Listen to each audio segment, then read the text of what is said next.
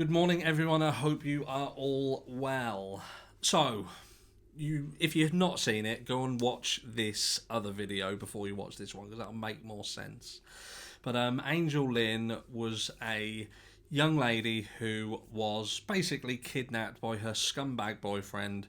She was put in a van. It ended up with her being ejected from that van and suffering catastrophic, life-changing injuries it's basically ruined this young girl's life and that of her family. So you would think, look, the people were caught bang to rights, the boyfriend and his friend, and it went to court. So you would think at that stage, Angel's family would think, look, this isn't going to rectify the situation, but it's going to serve some justice. But what we saw is that the justice system failed. It failed to punish these people, these men who had destroyed this girl's life, and they basically got a slap on the wrist. These were charges that could have faced life imprisonment. You know, it was kidnap, it was coercion, it was life-changing devastation.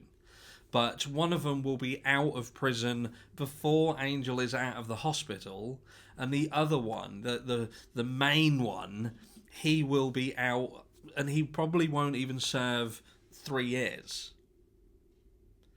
So I ask you, was it the justice system that failed this family, or was it the representative of the justice system? You must have an answer to that. You must be able to walk into a courtroom and think, do you know what, we have been wronged, but the system is there to protect us. In this case, it wouldn't seem that way. Now, Judge Timothy Spencer. This is a guy who, back I believe in 2017, he was investigated himself for making prejudicial statements towards the travelling community.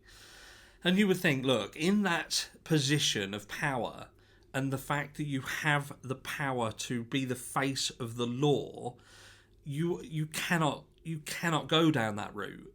You have to be right with everybody and be straight. And this guy clearly was showing signs at this stage that he wasn't really straight.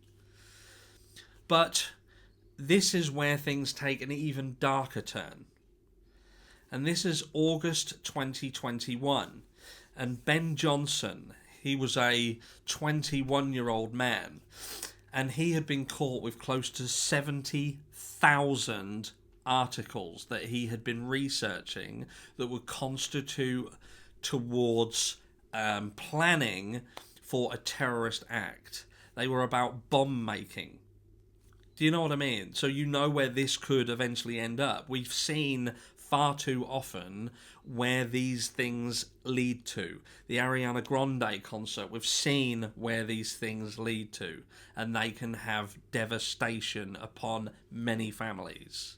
So this is a young man who the police had called him a white supremacist. That was how they had described him. So when he went into court to face Timothy Spencer, what happened? What did Timothy Spencer do? Well, this is what he told him to do. First of all, he gave him a 2-year suspended sentence and a further 2 years on licence. He did say that he would have to keep in contact with the police and let them know what he was looking at online, what he was researching. And we know through history that will definitely be followed up on. He also told this young man that what he'd done could be just classed as a teenage folly, and he should be reading Shakespeare instead of the literature that he's reading on bomb making. What is wrong with this judge calling men children and trying to justify what these monsters are doing by basically saying that they're too young to understand the difference? I'm telling you now, Angel Lynn was not necessarily robbed by the justice system. She was robbed by an individual who was there to be representing the justice system. And I feel that far too often what we're seeing is people being wronged and people not getting the justice they deserve because the person whose job it is to deal that justice out either doesn't want to or they don't know how to. And that needs to change. The justice system should be the justice system, not the justice man or justice woman, and the justice that you will receive will be based on whatever they deem fit on the day. See you in the next one.